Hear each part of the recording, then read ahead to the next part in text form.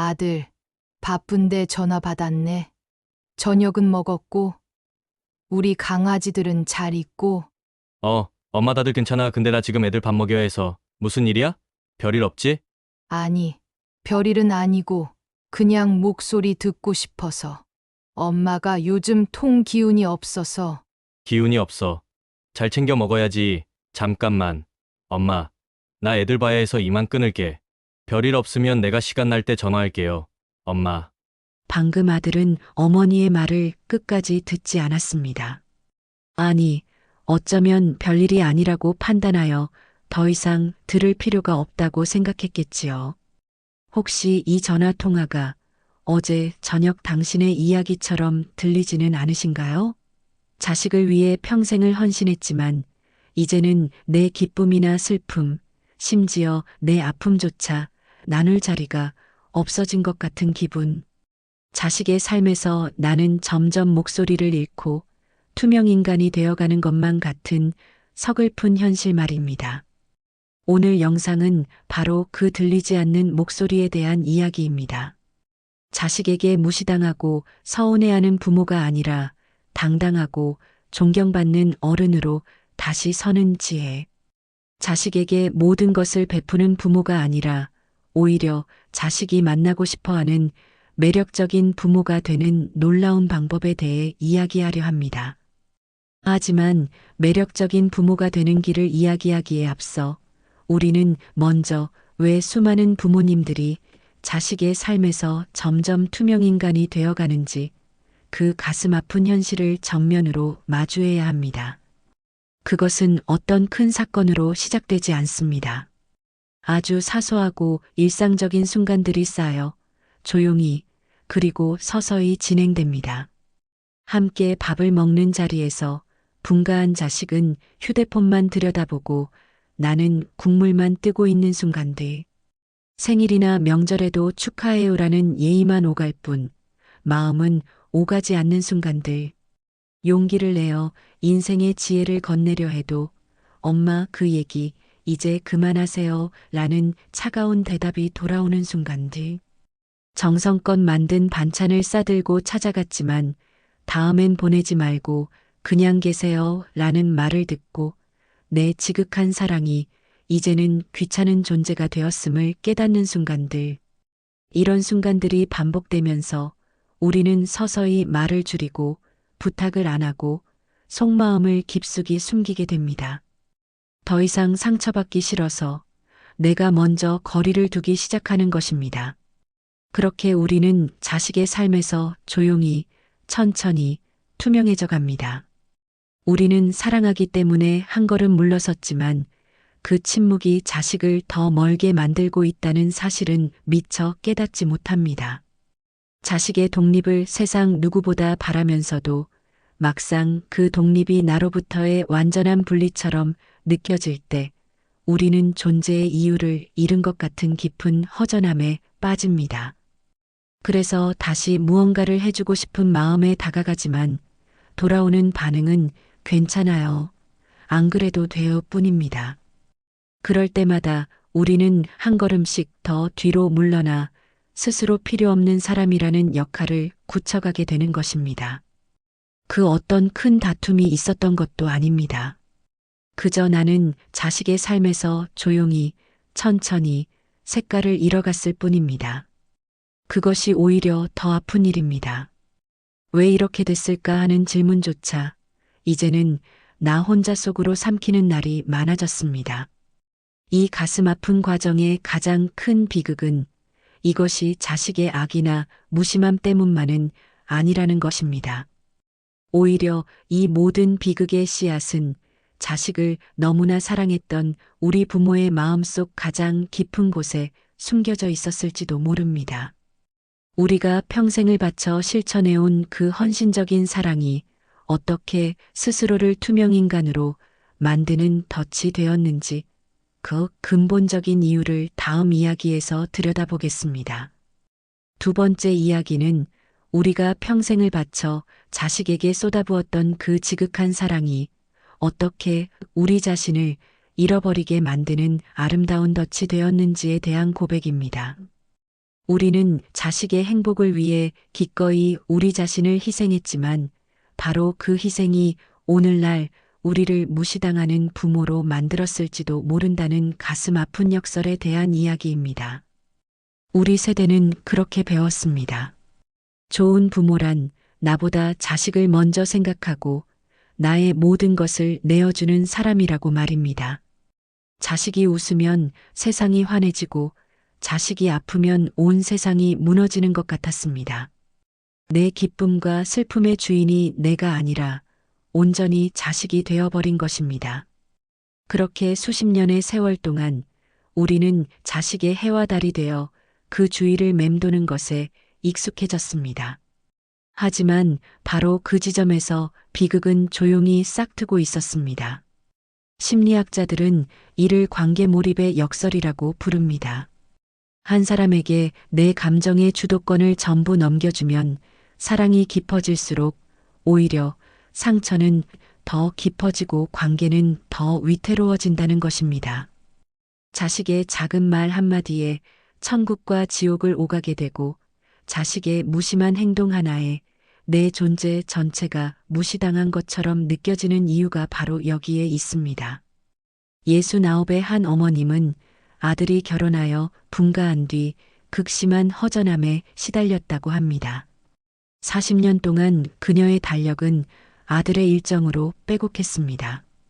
아들의 시험 기간, 아들의 소풍날, 아들의 첫 출근날. 그녀의 모든 시간은 아들을 중심으로 돌아갔습니다. 하지만 아들이 떠난 뒤 그녀의 달력은 텅 비어버렸습니다. 그 텅 빈 시간을 견딜 수 없었던 그녀는 이전보다 더 아들의 삶에 파고들기 시작했습니다. 시도 때도 없이 전화를 걸어 안부를 묻고 주말마다 반찬을 싸들고 아들의 집을 찾아갔습니다. 처음에는 아들 내외도 고마워했습니다. 하지만 시간이 지날수록 어머니의 관심은 부담이 되기 시작했습니다. 어머니, 저희도 저희만의 생활 방식이 있어요. 라는 아들의 말에 그녀는 세상이 무너지는 듯한 배신감을 느꼈습니다. 내가 어떻게 키운 자식인데 이제 와서 나를 귀찮아하다니. 서운함에 밤잠을 설치고 아들에게 섭섭함을 토로할수록 아들은 점점 더 멀어져만 갔습니다. 그녀는 깨닫지 못했던 것입니다. 자신의 끝없는 헌신이 오히려 자식에게는 내가 없으면 우리 엄마는 불행하다는 무거운 죄책감과 부담감을 안겨주고 있었다는 사실을 말입니다. 서울대학교 심리학과 연구팀의 결론은 이 지점에서 우리에게 큰 깨달음을 줍니다. 연구에 따르면 자식이 성인이 된 후에도 자주 찾는 부모는 모든 것을 희생하는 부모가 아니라 정서적으로 안정적인 부모였다고 합니다. 즉, 자식의 삶에 매달리지 않고 자신만의 중심을 가지고 굳건히 서 있는 부모를 자식은 더 편안하게 느끼고 존중한다는 것입니다. 우리가 자식에게 진정으로 물려주어야 할 것은 재산이나 헌신에 대한 기억이 아니라 엄마 아빠는 나 없이도 자신의 삶을 행복하게 가꾸는 멋진 사람이구나 하는 믿음과 존경심입니다. 평생의 사랑이 나를 고립시키는 덫이었다는 이 가슴 아픈 진실을 마주했다면 이제 우리는 그 덫에서 걸어 나올 첫 번째 용기를 내어야 합니다. 존중받는 부모로 다시 태어나기 위한 그 위대한 첫걸음은 바로 엉망이 된 내 마음의 주도권을 되찾아오는 것에서부터 시작됩니다. 그 첫 번째 원칙에 대한 이야기가 바로 이어집니다. 존중받는 부모가 되기 위한 첫 번째 원칙은 바로 내 감정의 주인이 되는 것입니다. 이것은 자식에게 감정을 표현하지 말고 무조건 참으라는 뜻이 결코 아닙니다. 오히려 그 반대입니다. 내 마음속에서 일어나는 서운함, 속상함, 화와 같은 감정들을 자식에게 폭발시키거나 의존하는 대신 오롯이 내가 다스리고 책임지는 것입니다. 한번 생각해 보십시오. 우리는 얼마나 자주 자식의 말 한마디에 하루 기분을 전부 저당 잡히고 있습니까? 자식의 목소리가 조금만 차갑게 들려도 내가 뭘 잘못했나? 온종일 가슴을 졸이고 카카오톡 메시지 끝에 하트 이모티콘 하나 없다는 이유만으로 나를 더 이상 사랑하지 않는구나 하며 서운함에 밤잠을 설치곤 합니다. 이것이 바로 내 감정의 주인이 내가 아니라 자식이 되어버렸다는 가장 슬픈 증거입니다. 지혜로운 부모는 자식에게서 감정적으로 독립합니다. 이것은 자식을 사랑하지 않는다는 뜻이 아니라 내 행복의 근원을 자식에게서가 아닌 내 안에서 찾기 시작한다는 의미입니다. 70살의 한 어머님은 아들이 무심코 던진 엄마는 그것도 몰랐어? 라는 말에 큰 상처를 받았다고 합니다.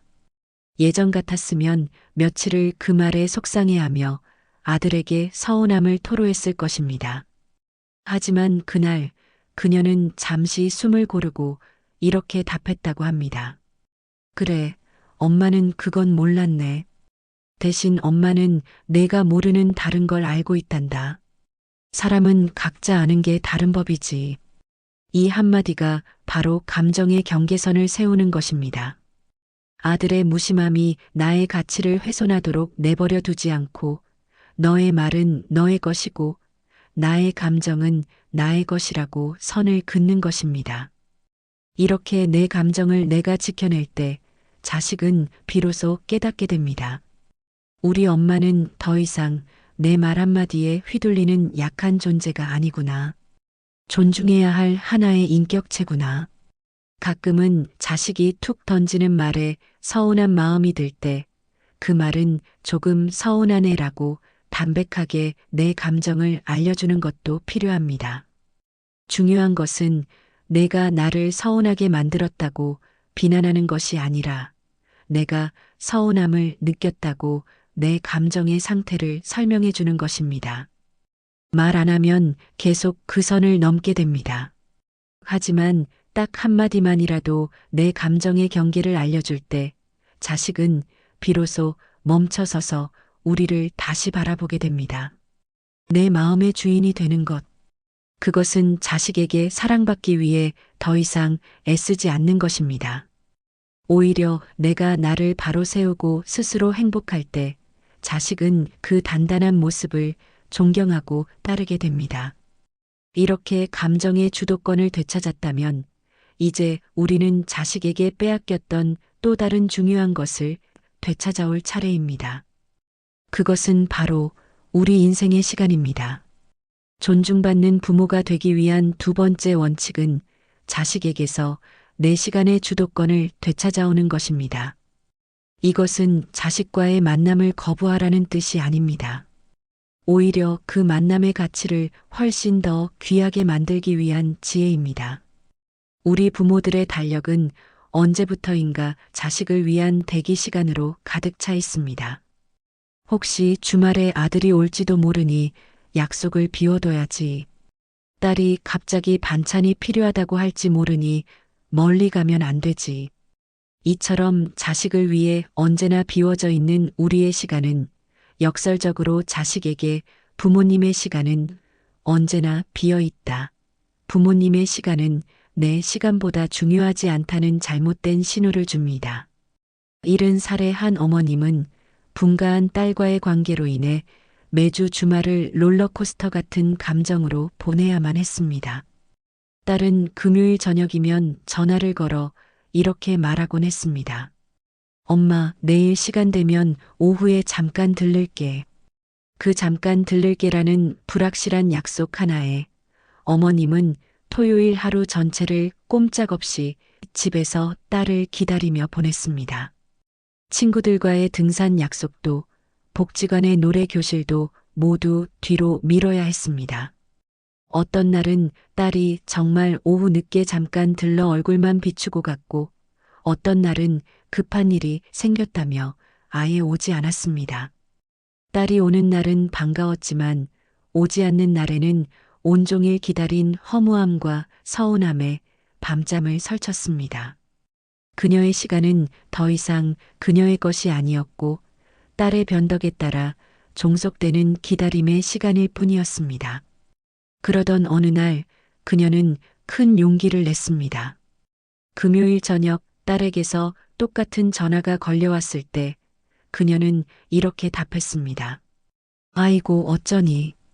엄마는 내일 오전에 복지관 노래 교실 갔다가 오후에는 친구들이랑 영화 보기로 약속했는데 미리 연락 주지 그랬어. 정말 미안하네.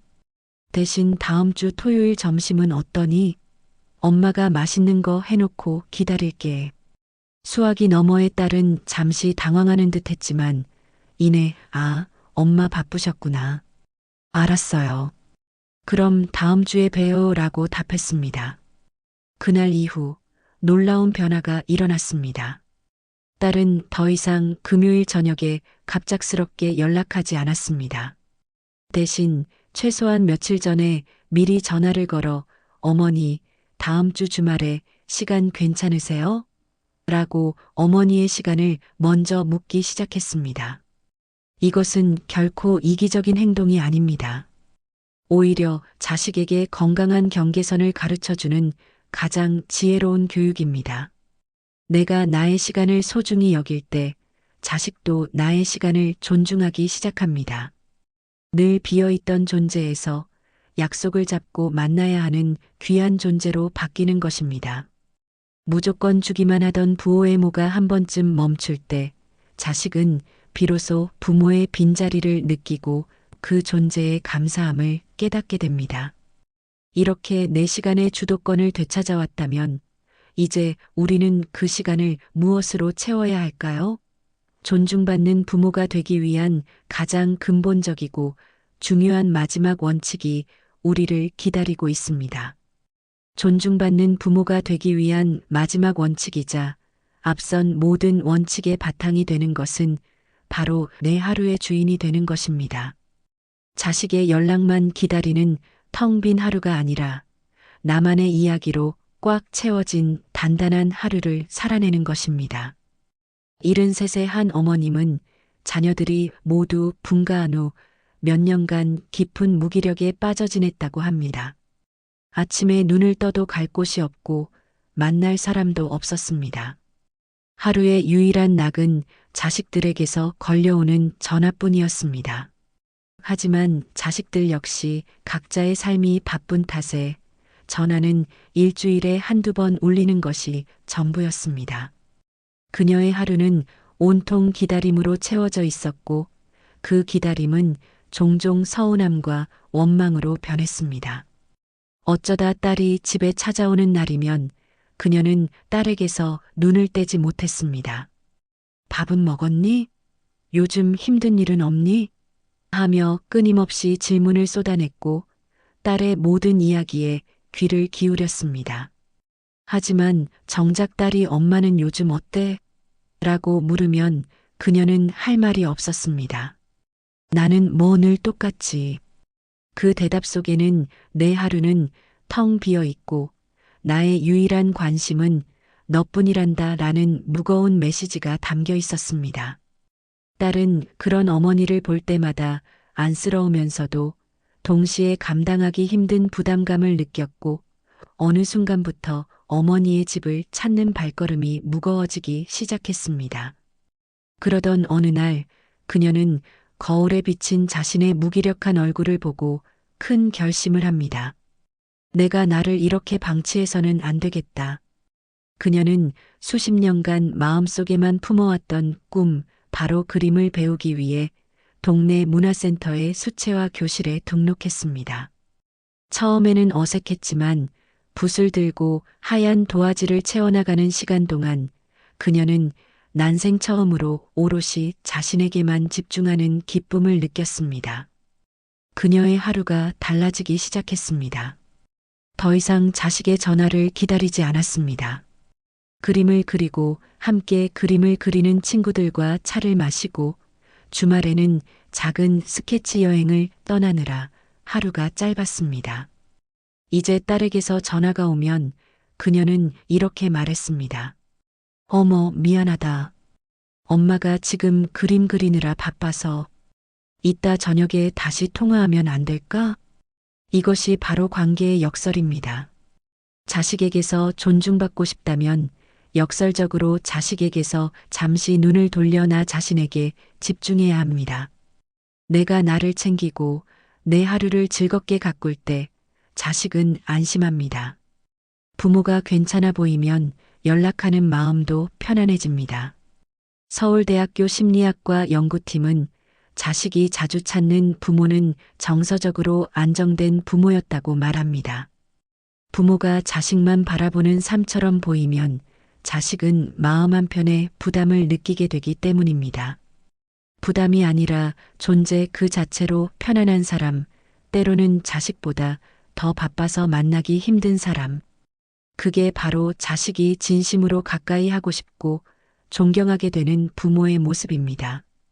내 하루가 단단해야 자식도 나를 쉽게 보지 못합니다. 이렇게 내 감정과 시간, 그리고 하루 전체의 주인이 되었을 때 우리는 비로소 자식의 삶에서 짐이 아닌 든든한 등대 같은 존재가 됩니다. 그렇다면 이렇게 멋지게 변한 부모를 바라보는 자녀의 마음 속에서는 과연 어떤 놀라운 변화가 일어나게 될까요? 6번째 이야기는 우리가 스스로의 삶을 단단하게 가꾸기 시작했을 때 자녀의 시선이 어떻게 무거운 짐에서 든든한 어른으로 바뀌게 되는지에 대한 놀라운 변화에 대한 것입니다. 우리는 잘 모르지만 많은 자녀들이 부모님에 대한 보이지 않는 죄책감과 부담감을 안고 살아갑니다. 내가 자주 찾아뵙지 못해서 엄마가 외로우시면 어떡하지? 내가 성공하지 못해서 아버지가 실망하시면 어떡하지? 자식은 부모의 행복을 책임져야 한다는 무거운 짐을 어깨에 짊어지고 있는 것입니다. 이 짐이 너무 무거울 때 자녀는 차라리 부모를 외면하는 방식으로 그 무게에서 도망치려 합니다. 엄마는 몰라도 돼요 라는 차가운 말 속에는 어쩌면 어머니의 불행이 제 탓인 것만 같아 더는 감당하기가 힘들어요 라는 자식의 서툰 비명이 숨어 있었을지도 모릅니다. 45의 한 아들은 홀로 되신 어머니께 전화를 드리는 것이 언젠가부터 큰 스트레스였다고 합니다. 전화를 걸면 어머니의 목소리는 늘 기운이 없었고 대화는 항상 언제 한번 올 거니? 라는 기대로 끝이 났습니다. 어머니의 유일한 낙이 자신이라는 사실이 감사하면서도 동시에 숨이 막혔습니다. 전화를 끊고 나면 어머니를 외롭게 만드는 나쁜 자식이라는 죄책감에 마음이 무거워졌습니다. 그래서 그는 점점 어머니에게 전화를 거는 횟수를 줄이기 시작했습니다. 그런데 어느 날 어머니의 목소리가 예전과 다르게 밝고 활기찼습니다. 아들, 엄마가 지금 바빠서 오래 통화 못해. 오늘 복지관 합창단 연습이 있거든. 새로 사귄 친구들이랑 이따가 점심 약속도 있단다. 아들은 그 전화를 끊고 난생 처음으로 안도감을 느꼈다고 합니다. 우리 엄마, 이제 나 없이도 행복하시구나. 그 안도감은 놀라운 변화를 가져왔습니다. 그는 더 이상 의무감이나 죄책감으로 어머니께 전화를 걸지 않게 되었습니다.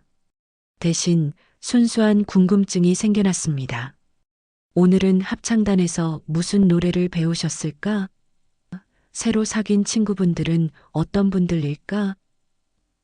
그는 이제 어머니의 안부를 확인하기 위해서가 아니라 어머니의 즐거운 하루를 공유하고 싶어서 전화를 걸게 되었습니다. 민수 씨의 이러한 마음의 변화는 서울대학교 심리학과 연구팀의 연구 결과와 정확히 일치합니다. 연구에 따르면 자식이 성인이 된 후에도 자주 찾는 부모는 모든 것을 희생하는 부모가 아니라 정서적으로 안정적인 부모였습니다. 부모가 자식에게 의지하지 않고 자신의 삶을 스스로 행복하게 가꿀 수 있을 때 자식은 비로소 죄책감이라는 무거운 짐을 내려놓고 편안한 마음으로 다가올 수 있다는 것입니다. 우리가 자식에게 줄 수 있는 가장 큰 선물은 돈이나 값비싼 물건이 아니라 나는 너 없이도 괜찮다는 정서적 독립선언입니다. 이 선언을 들었을 때 자식은 비로소 우리를 내가 책임져야 할 약한 존재가 아니라 내가 닮고 싶은 강하고 멋진 존재로 바라보게 됩니다. 7번째 이야기는 마침내 찾아온 그 아름다운 변화에 대한 것입니다. 우리가 스스로의 삶을 되찾았을 때 자녀와의 관계는 어떻게 의무와 부담에서 존중과 그리움으로 바뀌어 갈까요? 이 새로운 관계의 핵심에는 바로 여백이라는 지혜가 숨어 있습니다. 좋은 그림은 화려한 색깔로 가득 찬 그림이 아니라 중요한 것을 돋보이게 하는 적절한 여백이 있는 그림입니다. 부모와 자식의 관계도 마찬가지입니다. 우리가 자식의 삶에 너무 가까이 다가가 모든 공간을 채워버리면 아이는 숨이 막혀 우리에게서 달아나려 합니다. 하지만 우리가 한 걸음 물러나 기꺼이 존중의 여백을 만들어줄 때 자녀는 비로소 그 빈 공간 속에서 편안히 숨을 쉬고 자신의 의지로 우리에게 다가올 길을 찾게 됩니다. 앞서 소개해드렸던 수채화 교실을 다니며 자신의 하루를 되찾았던 73세 어머님을 기억하십니까? 그녀의 딸은 어머니가 변한 뒤에야 비로소 어머니에게 자신의 진짜 고민을 털어놓을 수 있었다고 합니다. 어느 날 딸은 남편과의 문제로 크게 다툰 뒤 늦은 밤 어머니에게 전화를 걸었습니다. 예전 같았으면 어머니는 내가 그럴 줄 알았다. 사위가 문제가 많아라며 딸의 편을 들거나 너는 왜 그렇게 참고만 사니? 라며 딸을 다그쳤을 것입니다. 하지만 그날 어머니는 아무 말 없이 한참 동안 딸의 하소연을 들어주기만 했습니다. 딸의 이야기가 끝났을 때 어머니는 이렇게 말했습니다. 듣고 보니 엄마도 옛날에 너희 아버지랑 그런 문제로 참 많이 다퉜단다. 그때는 나도 내 마음처럼 속상하고 답답해서 세상을 다 잃은 것만 같았지. 그런데 지나고 보니 부부라는 게 그런 산을 함께 넘어가면서 더 단단해지는 것이더구나. 엄마는 내가 이 힘든 시간을 잘 이겨낼 거라고 믿는다. 너는 지혜로운 아이니까. 어머니는 딸에게 이렇게 해라, 저렇게 해라라고 지시하지 않았습니다. 그저 자신의 경험을 묵묵히 나누어 주고 딸의 능력을 믿어주었을 뿐입니다. 그 순간 딸은 처음으로 어머니를 간섭하는 부모가 아닌 인생의 선배로 느꼈다고 합니다. 어머니가 만들어준 그 따뜻한 존중의 여백 속에서 그녀는 스스로 문제를 해결할 용기를 얻었던 것입니다. 이것이 바로 믿음을 보여주는 것의 힘입니다. 그렇게 해도 되겠어? 라고 걱정하는 대신 너의 결정을 믿는다고 말없이 지지해주는 것.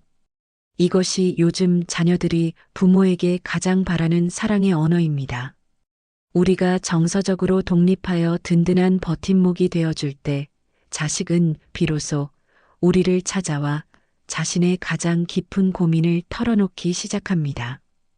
이처럼 존중의 여백 속에서 피어나는 새로운 관계야말로 우리가 평생을 바쳐 노력한 것에 대한 가장 위대한 보상일 것입니다.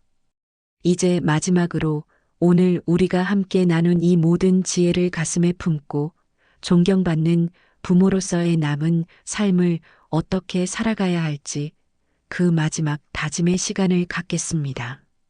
오늘 우리는 자식의 삶에서 투명인간이 되어가던 한 부모의 아픈 고백에서부터 시작했습니다. 그리고 평생을 바친 헌신이 어떻게 나를 잃어버리게 만드는 덫이 되었는지 그 근본적인 이유를 들여다보았습니다. 하지만 우리는 절망에서 멈추지 않았습니다. 우리는 존중받는 부모로 다시 태어나기 위한 3가지 위대한 원칙을 함께 배웠습니다. 첫째, 내 감정의 주인이 되는 것입니다. 자식의 말 한마디에 흔들리는 대신 나의 감정을 스스로 다스리고 지켜내는 단단함을 갖추는 것입니다. 둘째, 내 시간의 주인이 되는 것입니다.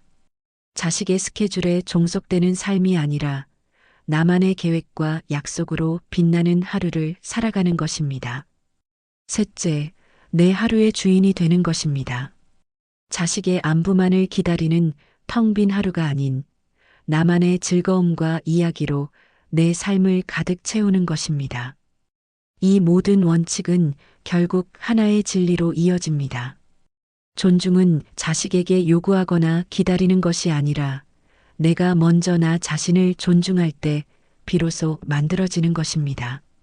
내가 내 감정을 귀하게 여기면 자식도 내 감정을 함부로 대하지 못합니다. 내가 내 시간을 귀하게 여기면 자식도 내 시간을 존중하게 됩니다. 내가 내 삶을 사랑하며 즐겁게 살아갈 때 자식은 비로소 우리를 존경의 눈으로 바라보게 됩니다. 우리는 부모이기에 참는 것이 익숙했고 도와주는 것이 사랑이라고 배웠습니다. 하지만 이제 우리는 압니다. 진정한 사랑은 때로 거리를 두고 때로는 기다려주며 무엇보다 나 자신을 잃지 않는 것임을 말입니다. 마음만 아파하지 마십시오. 생각을 바꿨다면 이제 행동을 바꿀 차례입니다. 오늘 우리가 함께 배운 3가지 원칙 중 단 하나라도 좋습니다. 오늘부터 그 작은 실천을 시작해 보십시오. 그 작은 발걸음이 당신을 자식의 삶에 얹혀 사는 존재가 아닌 그 자체로 빛나는 존경받는 어른으로 다시 태어나게 할 것입니다. 오늘 이야기가 마음에 닿으셨다면 구독과 좋아요로 함께 해주십시오. 주변 분들께 이 영상이 도움이 된다면 공유해 주시는 것도 저희에게는 큰 힘이 됩니다. 비슷한 경험이 있으셨다면 댓글로 나눠주세요. 우리의 이야기는 누군가에겐 큰 위로가 될 수 있으니까요. 다음에도 더 깊은 이야기로 찾아뵙겠습니다. 감사합니다.